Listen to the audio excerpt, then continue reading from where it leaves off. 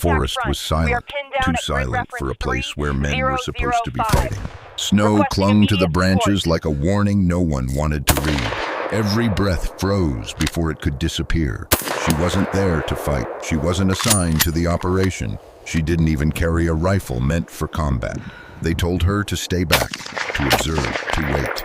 But when the first shots cracked through the trees and the snow exploded into white mist, the plan collapsed in seconds. And in a forest that swallowed sound and mercy alike, the battle didn't need orders anymore. It needed a sniper. The cold came through everything, through the thermal layers, through the gloves, through the careful planning that said this would be a simple recon operation in the Karelian wilderness. Lieutenant Grace Hendrick felt it in her jaw first, the way cold always found the weakest point and dug in. The forest stretched in every direction without mercy. Pine trees stood like frozen sentinels, their branches sagging under snow that hadn't melted in weeks. The ground was uneven beneath the white blanket. Every step required calculation. One wrong placement and you'd sink to your knee, or worse, snap something that would turn you from an asset into a liability. Visibility was measured in meters, not miles. The unit had been here for 6 hours, dug in, waiting. The kind of waiting that made men check their weapons 3 times and still feel unprepared. Captain David Morrison ran the operation from a depression behind a fallen spruce. His map was protected under a clear plastic sheet, marked with positions that looked clean and logical in red ink. Reality was messier. The terrain didn't match the elevation lines as precisely as the cartographers suggested. Grace stood 15 meters back from the main perimeter, not because she chose to, because that was her place. She carried medical supplies in a pack that weighed 23 pounds. Bandages, tourniquets, morphine ampules wrapped in foam padding. Her service pistol sat in its holster, untouched since the morning equipment check. The rifle slung across her back was a standard-issue carbine, not the precision instrument the designated marksman carried. Her role was clear: stabilize casualties until evacuation, document injuries for after-action reports, stay out of the fighting. The forest didn't care about roles. Private Lucas Bennett passed her position, moving toward the observation post on the northern edge. He didn't look at her, not rudely, just didn't see a reason to. She was medical. Medical stayed back. The temperature was dropping. Grace could tell by the way the snow crunched differently under her boots. Colder snow had a higher pitch. She'd learned that during survival training in Alaska, where an instructor with frostbite scars on both hands taught them to read winter like a language. Sergeant Owen Palmer appeared through the trees, moving with the deliberate quiet of someone who'd done this before. He checked the perimeter positions, spoke in voices too low to carry, then doubled back toward Morrison's command point. Grace adjusted her pack straps. The forest was too quiet. Not peaceful quiet, empty quiet. She'd grown up in Montana, spent summers hiking the Beartooth Range with her father. Forests had sounds. Wind through needles, branches cracking from ice weight, small animals moving through underbrush, birds calling warnings to each other.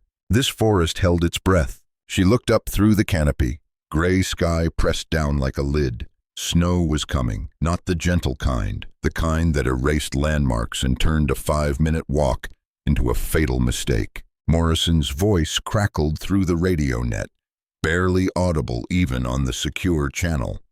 All positions, maintain hold, updates every 15 minutes. Grace checked her watch, 14:47 hours. The cold was patient. The forest was patient. Whatever was out there in the white silence was patient too.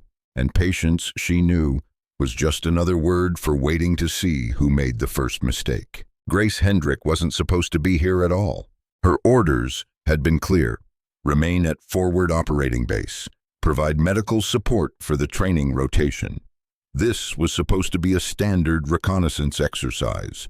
Low risk, high learning value. The kind of operation where junior officers practiced coordination and senior NCOs corrected their mistakes before those mistakes mattered. Then Staff Sergeant Colin Drake broke his ankle stepping off a transport truck. Compound fracture, needed immediate evacuation. And suddenly the unit was one combat medic short for a mission that required medical support by regulation, even if everyone expected nothing to happen. Captain Morrison had looked at the roster and found Grace. She'd completed combat medic training 8 months ago, top 15% of her class. Before that, she'd been a civilian paramedic in Billings for 3 years. She knew trauma. She could work under pressure. On paper, she was qualified. But there was a difference between qualified and expected. The men in this unit had trained together for 7 months. They knew each other's movements, trusted each other's instincts. Grace had been assigned to the battalion for 6 weeks. She knew procedures, she didn't know people. Morrison had been direct when he briefed her. You're here for medical, that's all. If someone goes down, you patch them and call for extraction. You do not engage unless directly fired upon. You do not advance with assault elements. You stay with command or fall back to rally points as directed. She'd nodded, understood completely. The rifle she carried was technically capable of combat use, but it wasn't zeroed for her, and she hadn't trained with this specific weapon. The scope was a basic optic, functional for close-range defense, but nothing more. Her actual qualification was different. Before she'd decided to enlist, before the 3 years as a paramedic, Grace had spent 4 years competing in precision rifle competitions, not military, civilian sport, long-range shooting where consistency and patience mattered more than speed. She'd never mentioned it in her service record. It wasn't relevant to her MOS, just something she'd done in another life. The Army didn't know she could shoot. They knew she could stop bleeding. That was the role. That was the expectation. Private Bennett had made it clear on the helicopter ride in. Not hostile, just matter of fact. First time out with the unit? Yes. Stay close to command. Morrison's solid. He'll keep you out of trouble. The assumption was baked in. Medical personnel were protected assets, not combat multipliers. You kept them safe so they could keep you alive. Simple math. Grace didn't argue. Didn't explain. What would she say? That she'd once placed 3rd in a regional championship with a cold bore shot at 800 meters. That she'd learned to read wind flags before she'd learned to insert an IV under fire. None of that mattered here. She was medical. She had her lane. Everyone had their lane. Sergeant Palmer had been slightly more direct during the equipment check. You ever been in contact before? No. If it goes loud, find cover. Stay low. Do not try to help anyone until we call for you. Understand? Understood. He'd studied her for a moment, then nodded. Good. We've got enough people trying to be heroes. The message was clear. Know your place. And her place was 15 meters behind the line, carrying bandages and morphine, waiting for something that probably wouldn't happen. Except the forest was too quiet. And in Grace's experience, both in competitions and in emergency rooms, the moment before everything went wrong always felt exactly like this. They didn't hate her. That would have been easier to navigate. Corporal James Ridley glanced back once as he moved to his position in the northern sector. He saw her, registered her presence, then looked away. Not hostile, not welcoming, just acknowledging a piece of equipment that happened to be in the operational area. The medic, present because regulations required it, probably wouldn't be needed. Specialist Marcus Webb was slightly more direct. He passed her position on his way to check the southern approach, carrying a belt-fed weapon that looked too heavy for his frame but which he handled with casual expertise. Staying warm? He asked. Cold enough, Grace replied. Gets worse after dark. He adjusted the weapon's sling. You'll want to move around every 20 minutes. Keep circulation going. Practical advice, the kind you'd give anyone. Then he was gone, disappearing into the snow-heavy underbrush without waiting for acknowledgement. That was the pattern. They weren't cruel. They weren't dismissive in any personal way. They simply saw her function, not her capacity. She was the person who stopped bleeding, valuable in that role, untested in any other. Lieutenant Sarah Vance commanded the unit's 2nd squad. She'd nodded to Grace during the morning briefing. a gesture of professional acknowledgement, officer to officer. But there had been no follow-up conversation, no attempt to integrate Grace into the operational rhythm. Because Grace wasn't part of the operational rhythm, she was parallel to it, adjacent. The closest thing to actual hostility came from Sergeant First Class Raymond Torres, the senior enlisted advisor who'd been doing this for 19 years. He hadn't said anything directly to Grace, but she'd overheard him talking to Morrison near the command post. Regulation says we need medical. Doesn't say we need someone brand new to the unit. Drake's evacuated. She's who we have. For a milk run, fine, but if this goes sideways, she does her job and stays out of the way.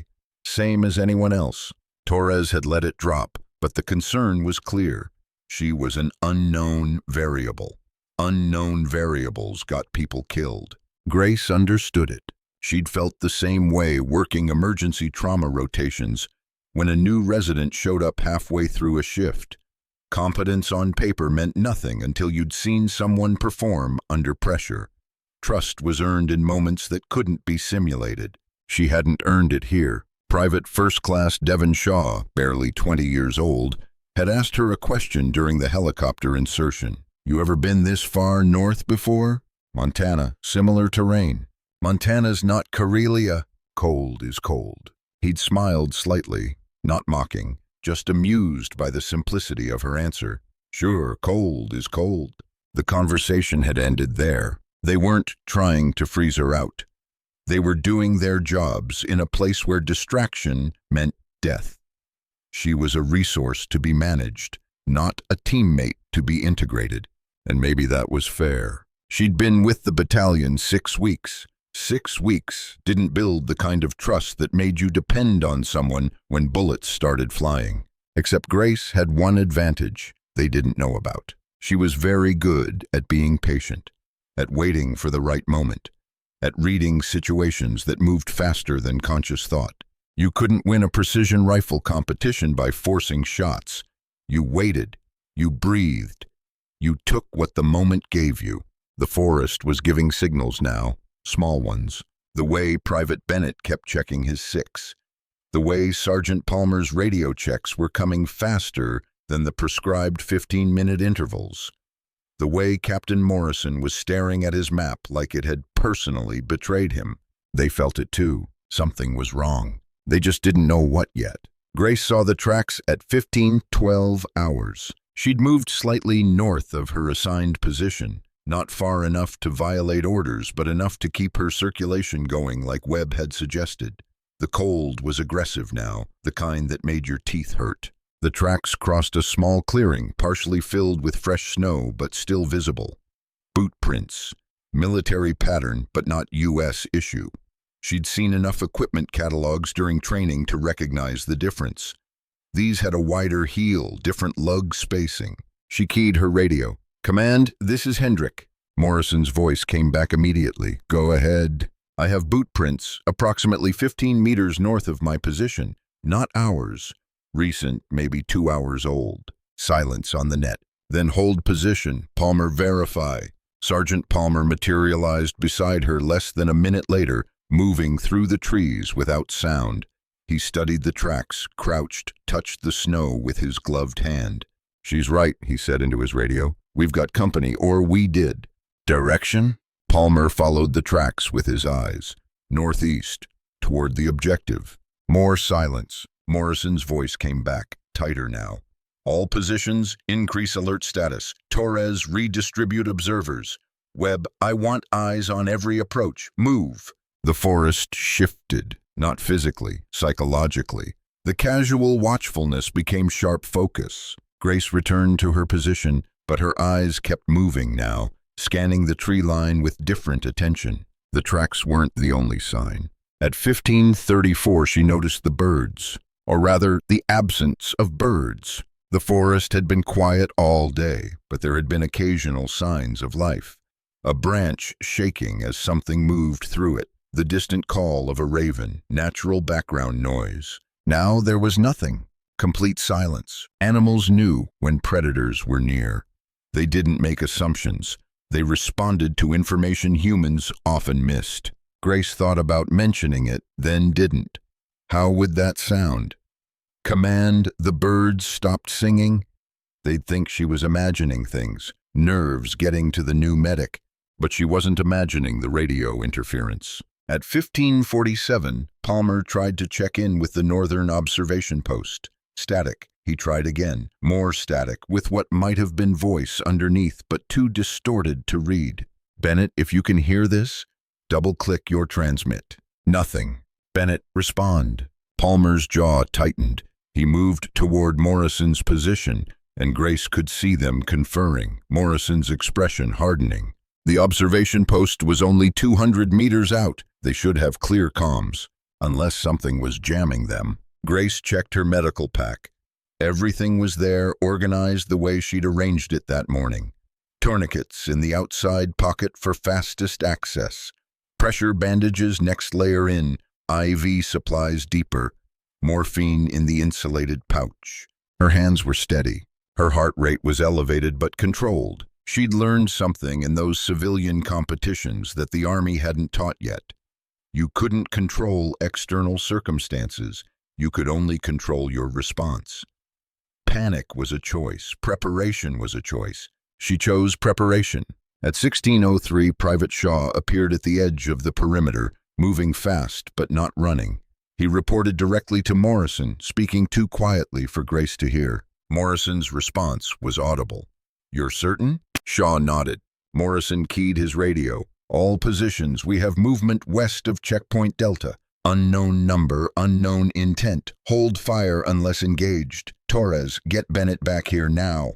The pieces were assembling into a picture. Tracks, missing comms, movement. This wasn't a training exercise anymore. Grace's radio crackled. Morrison's voice directed at her. "Hendrick, fall back to rally point 2. Move now." She hesitated for exactly 2 seconds. Rally point 2 was 60 meters back, behind a natural rock formation that provided cover.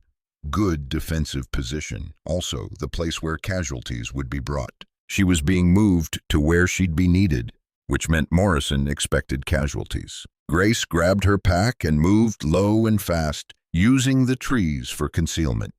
The rally point was exactly where the map said it would be. She settled behind the rocks, checked her sight lines, and waited. The forest was still silent, but now it felt like the silence before a storm breaks, the kind of silence that doesn't last. The first shot came at 16:19 hours. Single crack, high-velocity rifle from the northwest, not one of theirs. The sound was wrong. Grace's body responded before her mind finished processing. Flat behind the rocks, pack pulled tight, scanning for threats. 3 seconds later, the forest exploded. Automatic weapons fire ripped through the trees from multiple directions. Snow erupted into white clouds. Bark splintered. The careful positioning Morrison had established dissolved into chaos. Grace heard Palmer shouting orders, his voice almost lost under the gunfire. Return fire started, controlled bursts from disciplined shooters, but the incoming fire was heavier. More positions, better angles. They'd been surrounded, not randomly, deliberately, professionally. Someone had watched them dig in, mapped their positions, and set up a killing field. Radio traffic turned into a mess of overlapping voices. Contact northwest, multiple hostiles, taking fire from the ridge. Where's Bennett? Need support on the southern. Grace pressed herself against the rock and tried to build a mental picture. The firing was coming from at least 3 directions: northwest, west, and southwest. They'd left the eastern approaches open, either because they didn't have enough people or because they wanted to funnel Morrison's unit into a specific retreat path. Classic ambush doctrine. Fix the enemy in place, pour fire into them, force them to break and run into prepared positions. She heard Morrison trying to establish control. All positions, maintain discipline, identify targets before engaging. Torres, status on second squad. Static. Torres, respond. Nothing.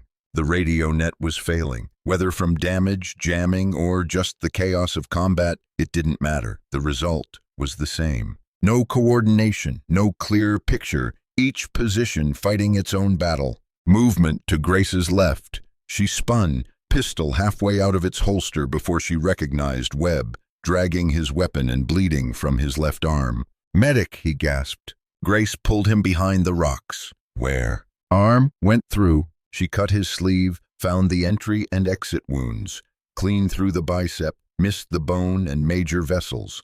"Lucky." "Hold still." Pressure bandage tight enough to control bleeding without cutting off circulation. Quick ties, then a triangular bandage to immobilize the arm. 30 seconds, start to finish. "You're good. Can you still use the weapon?" Webb tested his right arm, grimaced, nodded. "Yeah." "Then get back in it." He moved back to a firing position, one-armed but still functional. Grace's hands were bloody. First blood of the day, wouldn't be the last. The firing intensified. Whoever was out there wasn't trying to pin them anymore. They were trying to finish this. Private Shaw appeared, half carrying Corporal Ridley. Ridley's leg was shredded below the knee, bone visible through torn fabric. Grace moved immediately. "Get him down." "Tourniquet first, high and tight above the knee." Ridley screamed. Grace ignored it. The bleeding stopped. "Shaw, stay with him. Keep pressure here. If he passes out, that's fine. Don't let him move." "Where are you going?" "To find whoever else needs help." She moved to the edge of the rock formation, staying low. The firefight had shifted. The northern positions were firing steadily now, organized. But the western positions were quiet. Too quiet. Either they'd been overrun, or they'd pulled back. Morrison was on the radio again, his voice strained.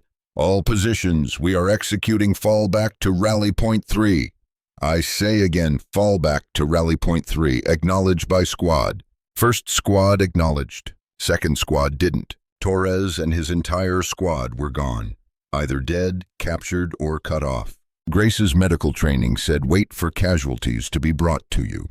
Her instinct said that plan had died with the first shot. She grabbed her pack and moved. Grace found Lieutenant Vance 40 meters from the rally point, pressed against a snow-covered embankment with 2 members of her squad. Vance's face was bleeding from shrapnel, but she was still functional, still commanding. "Hendrik, what the hell are you doing here?" "You have wounded." Shaw took the worst one back. "The rest of us are mobile." Vance checked the tree line. "We can't reach Morrison. Radio's dead. You have comms?" Grace tried her radio. Static. She switched channels. More static. Nothing. Great. Vance made a decision. "We move east, try to link up with whoever else pulled back. Stay tight, stay quiet." They moved in a spread line, watching angles, weapons ready. The forest had changed character. What had been a tactical exercise space was now enemy territory. Every shadow could hide a shooter. Every sound could be the last thing you heard. Specialist Webb joined them from a parallel route, still bleeding but still fighting. Then Private Bennett appeared, emerging from the underbrush like a ghost. He had blood on his hands that wasn't his. "Torres?" Vance asked. Bennett shook his head. "Caught them clean. He got 3 down, but they were too many. I got out when he told me to." Vance didn't ask the next question, didn't need to. Torres was gone. The squad consolidated, 9 people total, maybe half the original unit. Grace didn't know where the others were, dead, scattered, or fighting their own withdrawal. Vance tried to establish some kind of plan. "We head east toward extraction point. If we can get clear of the kill zone, we call for support," and the firing started again, closer this time. They'd been flanked. The squad scattered for cover. Grace ended up behind a fallen log with Bennett, both of them pressed flat while bullets tore through the space they'd occupied seconds before. Bennett returned fire, controlled pairs, targeting muzzle flashes. "They're not giving us room to move." "How many?" "Too many." Grace risked a look. Through the trees she could see movement, multiple shooters moving with tactical precision, enveloping the squad's position. This wasn't an opportunistic ambush anymore. This was a coordinated operation to eliminate every person in Morrison's unit. Vance was shouting orders, but Grace couldn't hear them over the gunfire. The squad was still fighting, still disciplined, but they were being compressed into a smaller and smaller space. Bennett's rifle went dry. He dropped the magazine, reached for a fresh one, and froze. "I'm out." "What?" That was my last mag. I'm out. Grace pulled her pistol and handed it to him. Make it count. He took it without argument. The situation was collapsing, not slowly, rapidly. In maybe 5 minutes, they'd go from a fighting unit to casualties. Grace's mind worked through the mathematics. They needed time, space, something to disrupt the enemy's momentum. They needed something the enemy wasn't expecting. Her pack was still on her back. Medical supplies, not weapons. But 50 meters to her left, partially buried in snow, was a carbine rifle. Someone had dropped it during the retreat. Standard issue, not different from what she carried. Except that one was lying in an exposed position where no one was going to risk retrieving it. Grace measured the distance, measured the angles, measured the stupidity of what she was thinking. Vance appeared beside her. Hendrik, when I give the word, we bound back to that depression. You stay behind me, understand? Grace nodded. But she was looking at the rifle and thinking about something her competition coach had said years ago after she'd missed a critical shot by trying to force it. The moment will come. You'll know it. Don't think. Just breathe and squeeze. The moment hadn't come yet, but it was close. The rifle was an M4 carbine, exactly like the one Grace carried, except she knew nothing about this specific weapon. Didn't know its zero, didn't know if it had been dropped because it malfunctioned, didn't know anything except that it was there and they were dying. Vance was counting down. On 3, we move. 1, 2. Grace moved, not backward with the squad, sideways toward the rifle. She heard Bennett shout something, heard Vance curse. Then she was in the open, sliding through snow, hands reaching for the weapon. Bullets snapped overhead. One hit close enough to spray ice into her face. She grabbed the rifle, rolled behind a tree barely wide enough to cover her torso, and checked the weapon. Magazine seated, bolt forward, safety off. Someone had been ready to fight when they dropped this. Grace's breath was ragged, not from fear, from the sudden sprint through deep snow with a 20-pound pack. She controlled it. 4 counts in, hold, 6 counts out, competition breathing, reset the nervous system, lower the heart rate. The rifle had optics. Basic ASOG, 4-power magnification. She checked the adjustment turrets. They'd been moved recently. Someone had been zeroing this weapon. For what distance, she didn't know. She looked back toward Vance's position. The squad was pinned, taking fire from at least 2 positions. They couldn't advance, couldn't retreat, could only wait until ammunition or luck ran out. Grace scanned the tree line, using the optic to cut through the visual clutter of branches and snow. There, northwest, maybe 250 meters. Movement behind a cluster of rocks. Muzzle flash. That shooter had the angle on Vance's position. Every time the squad tried to move, that shooter drove them back down.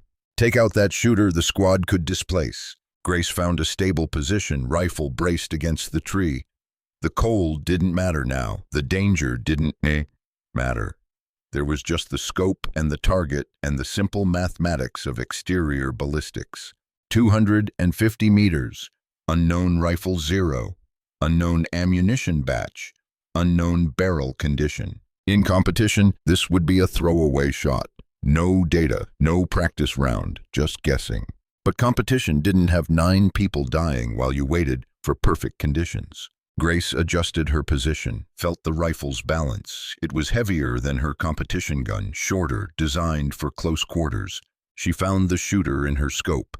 Partial exposure behind the rocks, head and shoulders visible when he rose to fire. 1 shot. That's all she'd get. The moment she fired, every hostile in the forest would know her position. 1 shot had to be enough. Grace breathed. The rifle settled. The shooter rose to fire. Grace's finger took up the slack in the trigger. She felt the break point, applied pressure. The rifle fired. Through the scope, she saw the shooter's head snap back. He dropped. Grace shifted immediately, scanning for the next threat. Found it. Northwest, different angle, someone reacting to their shooter going down. The rifle fired again. The second hostile dropped. The forest changed. The fire coming at Vance's position stopped. Not completely, but the pressure released. The squad had room to move. Grace heard Vance shouting orders, saw the squad bounding back toward better cover. They were moving, still in danger, but mobile again.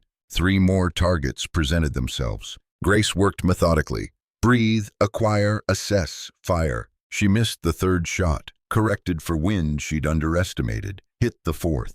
The rifle went empty. Grace dropped the magazine, reached for her remaining ammunition, then stopped. She had 15 rounds left in her personal magazine. That was it. The shooting had decreased. Not stopped, but the intensity dropped. Whatever force had been attacking them was reconsolidating, trying to understand what had changed. Grace used the moment to move, sliding back toward the squad's last position, staying low. Bennett found her first. His expression was unreadable. "That was you?" Grace nodded. "Where the hell did you learn to shoot like that?" "Not here." Vance appeared, face hard. "Hendrik, you could have been killed." "So could you. That's not your job. My job is keeping people alive. I did." They stared at each other. Then Vance made a decision. "We're moving. Now. Can you keep doing what you just did?" Grace checked her ammunition. 15 rounds. "For a little while. Then you're with us. Front of the formation. You see a threat, you take it." It wasn't a battlefield commission. It wasn't recognition. It was survival math. They had one person who could hit at distance. That person needed to be where they could use that skill. Grace moved to the front of the formation. The rifle she wasn't meant to use felt solid in her hands. And somewhere in the frozen forest, the battle had shifted in a way no one had expected. The forest became a different kind of battlefield. Before, it had been chaos, firepower, and panic. Now it was chess. Grace moved with the squad, but apart from them. 10 meters ahead, using terrain for concealment, scanning approaches. The rifle was part of her hands now. She'd learned its peculiarities. The trigger had a heavier pull than she preferred. The scope's reticle was slightly off-center in the housing. None of it mattered. You adapted to the weapon, not the other way around. They moved east, toward where extraction was supposed to be. Supposed to being the critical phrase. Nothing about this operation was going according to plan. At 17:23, Grace spotted movement northwest. 2 hostiles moving parallel to the squad's route, trying to get ahead for another ambush. She stopped, took a knee, found the first target at 300 meters, partially concealed by underbrush. The math was different now. She'd fired enough rounds from this rifle to understand its tendencies. It shot slightly left, probably barrel wear or a stock that wasn't quite straight. Didn't matter why. Just compensate. First shot. The hostile dropped. Second hostile dove for cover, but not before Grace saw his position. She waited, counted to 15. People couldn't stay motionless under stress. They shifted. They peeked. He peeked. Second shot, down. The squad moved past her position. Bennett gave her a nod. Recognition without words. They covered another 100 meters before the next contact. This time, it was close. Too close for the rifle Grace was carrying. A hostile appeared from behind a snowdrift, 40 meters out, bringing his weapon up. Private Shaw fired first, 3-round burst. The hostile went down. Grace watched the flanks while Shaw confirmed the kill. They were getting pushed. Whoever commanded the opposing force wasn't giving up. They wanted this squad eliminated. Vance pulled them into a hasty defensive position behind a cluster of boulders. Head count, 9 people. All still mobile, though Webb was looking pale from blood loss, and Bennett was limping from something he hadn't mentioned. "How much ammunition?" Vance asked. The answers weren't good. Most of them were down to 1 or 2 magazines. Grace had 4 rounds left. 4 shots to get them wherever they were going. "We can't fight our way out," Bennett said. "Not with what we have." "Then we don't fight," Vance replied. "We run, fast and quiet. Make them chase us into terrain where we have advantage." "What terrain?" "That ravine 200 meters southeast. Narrow approaches, easy to defend. We hold there until extraction gets its act together." It was a plan, not a good plan, but better than dying slowly in the open forest. They moved out, spread formation, Grace taking rear guard now, Her role had shifted again, not medical, not even really combat. She was the early warning system, the person who saw threats before they became contact. She was good at it. At 1741, she spotted a three-person team trying to flank from the south. Too far for engagement with her remaining ammunition, but close enough to report. "Vance, we have pursuit. 3 contacts 200 meters south." "Can you slow them?" Grace considered. 4 rounds, 3 targets. Even if she was perfect, she'd be empty. "Negative. I'm almost dry. Better to preserve ammunition for when we reach the ravine." "Understood. Pick up pace, everyone. Move." They ran. Not a panic run, a tactical bound, using terrain, staying below ridge lines, moving through the densest cover. The ravine appeared exactly where the map said it would. Steep sides, narrow bottom, limited approaches, defensive terrain. The squad slid into position, weapons oriented toward likely enemy routes. Grace found a spot halfway up the north slope, partially concealed behind a deadfall tree. From here, she could see the approaches, could cover the squad, could make those last 4 rounds count. The sun was dropping toward the horizon. They had maybe 2 hours of usable light left. After that, this became a different kind of fight. Vance was on the radio trying every frequency. Finally got something. Broken voice, maybe Morrison, maybe someone else. Rally point 6 extraction 2300 hours. Static swallowed the rest. 2300 hours. 6 hours from now, in full darkness. At a rally point, they'd have to reach through hostile territory. "Can we make it?" Bennett asked. Vance looked at her remaining people, wounded, low on ammunition, exhausted. "We have to." Grace scanned the forest with her scope, saw movement, multiple contacts, moving carefully, hunting. They'd found the trail. It was only a matter of time before they found the ravine. Grace settled the rifle into her shoulder.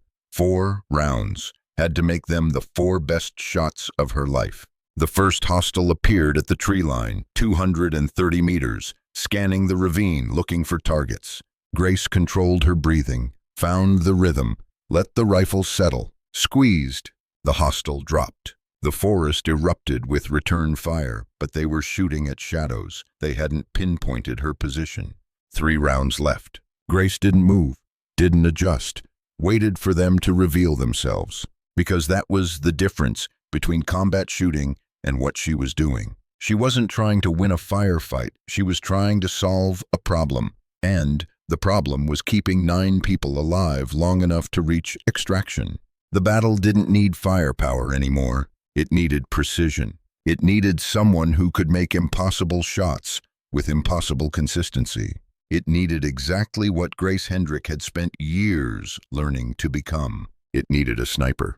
The return fire came from everywhere and nowhere. Bullets snapped through the ravine, hitting snow and stone.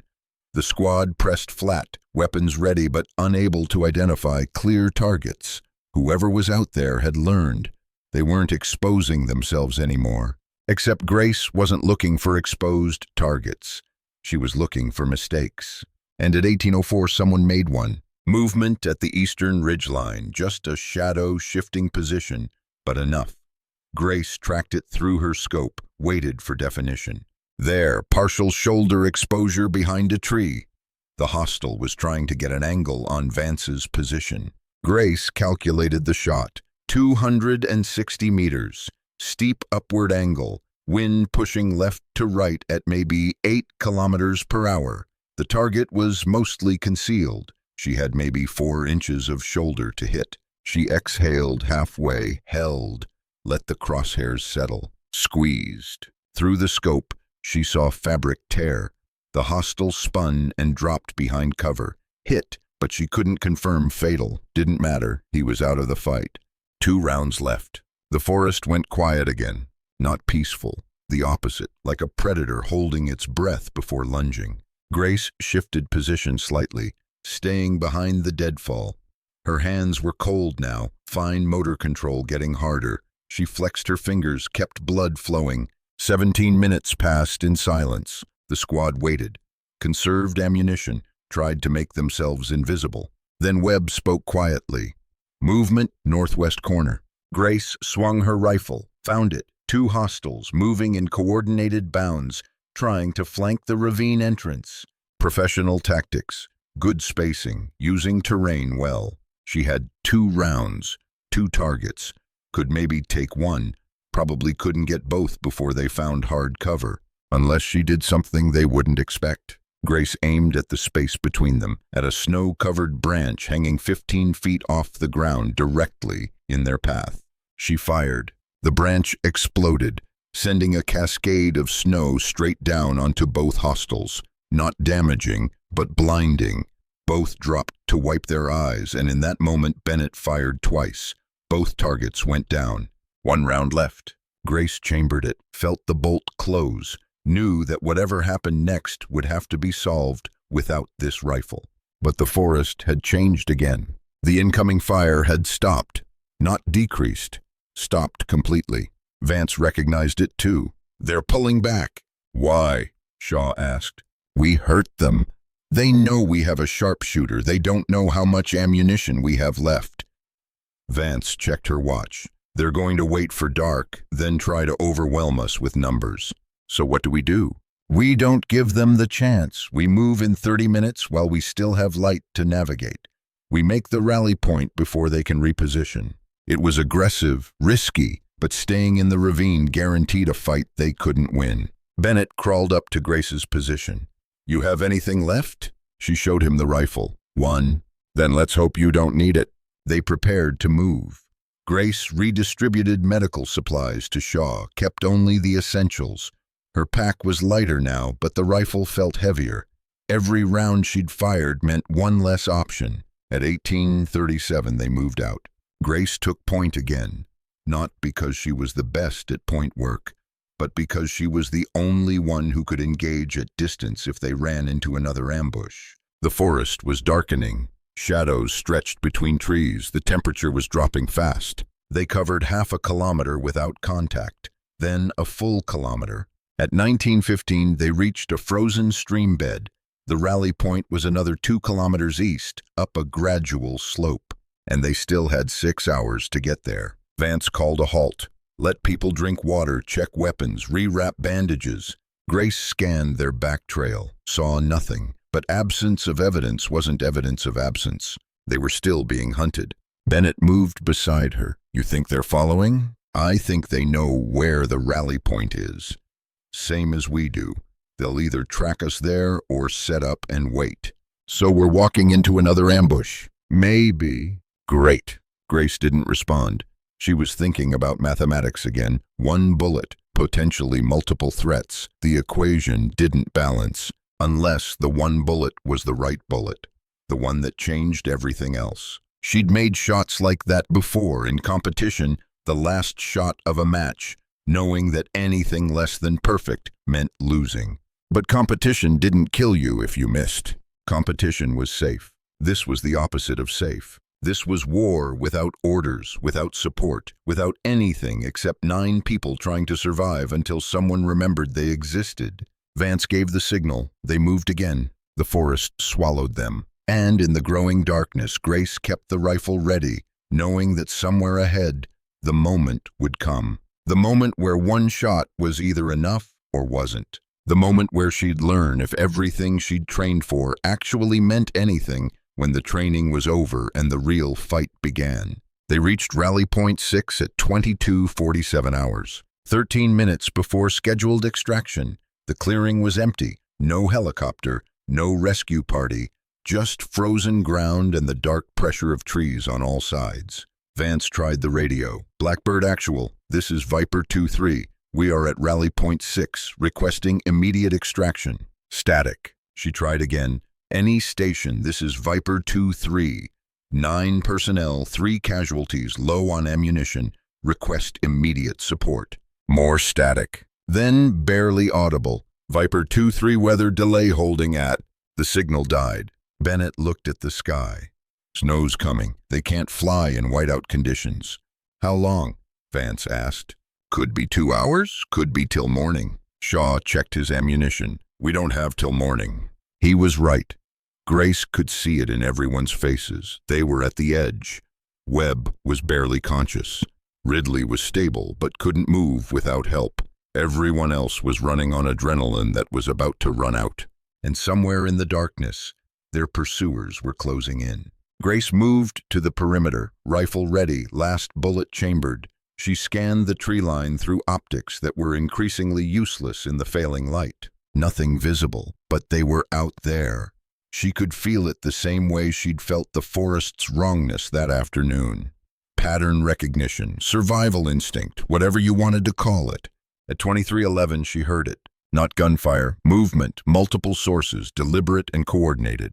"Vance," she called softly, "we have contact." The squad went to ground, weapons out, ready for the last fight. Grace steadied her breathing. One bullet had to count. Through the optics, she caught movement. Thermal signature, barely visible. Someone trying to flank from the north. She tracked it, waited for confirmation, got it. Definitely hostile, weapon visible. Range, 350 meters.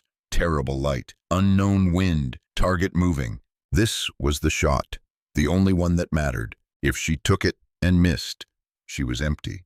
The squad was exposed. The fight was over. If she took it and hit, maybe it would buy time. Maybe the enemy would hesitate, reposition, give the extraction bird a chance to arrive. Maybe. Grace thought about the captain's orders. You do not engage unless directly fired upon. Thought about the medical bay where she was supposed to have stayed. The clear role she'd been assigned. The expectations that had been set. She was never meant to engage. Never meant to be here. Never meant to pick up that rifle. Never meant to make those shots.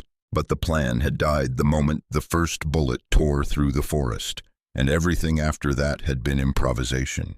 Grace settled the crosshairs. Found the rhythm. Let training and instinct merge into something that didn't require thought. She fired. The hostile dropped. The rifle clicked empty. And in the sudden silence, the forest held its breath one more time. Then from the north, the sound they'd been waiting for. Rotor blades, heavy lift, coming fast. The extraction bird broke through the tree line, lights blazing, downdraft hammering the snow. It didn't land so much as hover, ramp already dropping. "Move!" Vance shouted. The squad ran. Grace grabbed Ridley's good arm, helped drag him toward the helicopter. Bennett and Shaw covering the rear. Webb stumbling but moving. Incoming fire started, scattered, uncoordinated. The enemy had been caught between pressing the attack and finding cover from the helicopter. They piled into the bird, crew chief checking faces, counting heads. Everyone we could get," Vance answered. The helicopter lifted. Grace looked back through the open ramp at the forest below. Dark, cold, unforgiving. They'd gone in as a training unit, come out as something else. The crew chief was checking injuries, starting triage. He looked at Grace. "Your medical?" "Yes." "Then get to work. We've got a 30-minute flight and 3 people who need treatment." Grace dropped the rifle, pulled her medical pack around, became what she was supposed to be again. But her hands were steady as she worked, and there was snow in her hair, and the rifle she'd used sat on the deck plating, empty and finished but still there, still real. The mission debrief would come later. Questions about what happened, how they survived, why everything went wrong. But in the helicopter, in the moment, there were no questions. Just 9 people who'd gone into the frozen forest and come out alive. Grace worked on Webb's arm, rebandaging, checking vitals. Across the cabin, Bennett watched her with an expression she couldn't quite read. Respect maybe, recognition, or just the look of someone who'd seen something they didn't expect and didn't quite know how to process. Vance appeared beside her, had to shout over the rotor noise. "You'll have to write a report about the shots, about leaving your designated position." "I know. It'll be complicated. I know." Vance studied her for a moment. "For what it's worth, you kept us alive." Grace finished the bandage, moved to the next casualty. That was the job. "No," Vance said. "Your job was medical. What you did was something else." Grace didn't answer, because Vance was right. She'd stepped outside her role, violated orders, done exactly what she'd been told not to do, and 9 people were alive because of it. The helicopter banked east, toward base, toward warmth, toward whatever came next. Below, the forest disappeared into darkness. Grace looked at the empty rifle one more time, then turned back to her patients. She was never meant to engage. But war doesn't care what you were meant to do. It only cares what you're capable of doing when everything else fails. And in the end, the battle didn't need orders or regulations or perfect plans. It needed someone willing to take the shot no one else could take. It needed exactly what Grace Hendrick had always been, even when nobody knew to look. It needed a sniper, and now they knew.